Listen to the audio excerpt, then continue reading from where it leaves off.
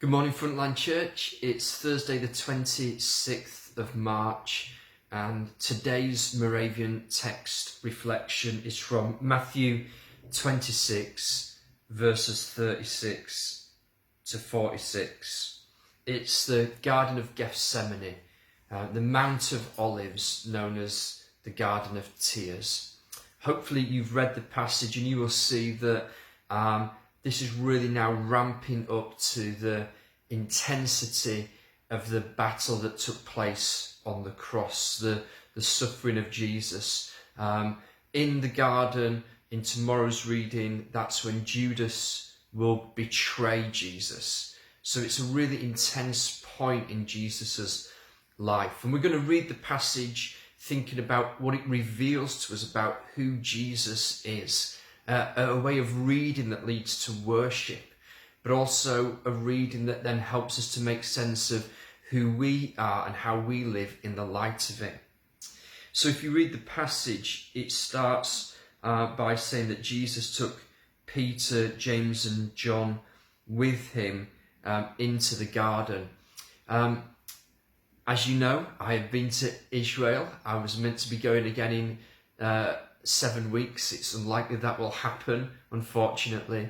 But the Mount of Olives is on the other side of a valley overlooking Jerusalem. So you've got the Kidron Valley in the centre, Jerusalem is up on a hill, and the Mount of Olives is on the hill that faces it. So it all faces towards Jerusalem, covered in olive trees that have been there from ancient times. And indeed the word Gethsemane, the Garden of Gethsemane, means olive press. That's what the word means. A place where olives were taken from the tree and pounded with great pressure to release that precious oil. A really important picture of both the suffering of Jesus and how suffering produces and is redeemed to make something good in our own lives.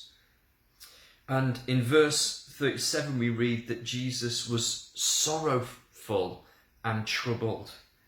Verse 38, Jesus says, "My soul is overwhelmed with sorrow to the point of death." Of course, Jesus knew what was ahead of him.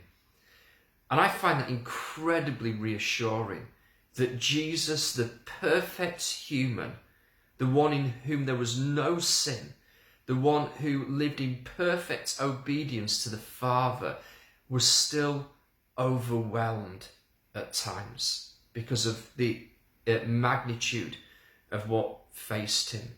But the question is this: what did Jesus do with his sorrow? What did Jesus do at that point of being overwhelmed? He pressed further into the Father in prayer. He fell to the ground, face to the ground, and prayed. Verse 36, "Father, if it is possible, may this cup, the cup of suffering that we talked about a few days ago, may it be taken away from me, yet not as I will, but your will." 3 times Jesus prayed that prayer. 3 times he went to the Father until he found he was in that place of humble submission and obedience.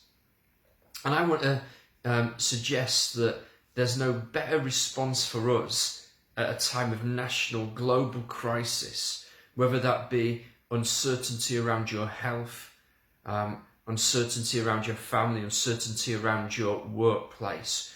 Where do we turn to and where do we go at a time of trouble and sorrow? Do we go to social media to hear what everyone else is saying? There might be some useful advice there. Let's turn to the Father in prayer. Take it to him. He is the one who will gladly bear your burden. And let's take it to him to get to that point where we are submitted to his will. I've been praying for the church, the city, the nation. God, have mercy on us.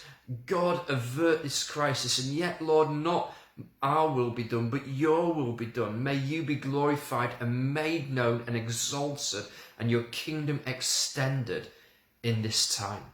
In Jesus' name, amen.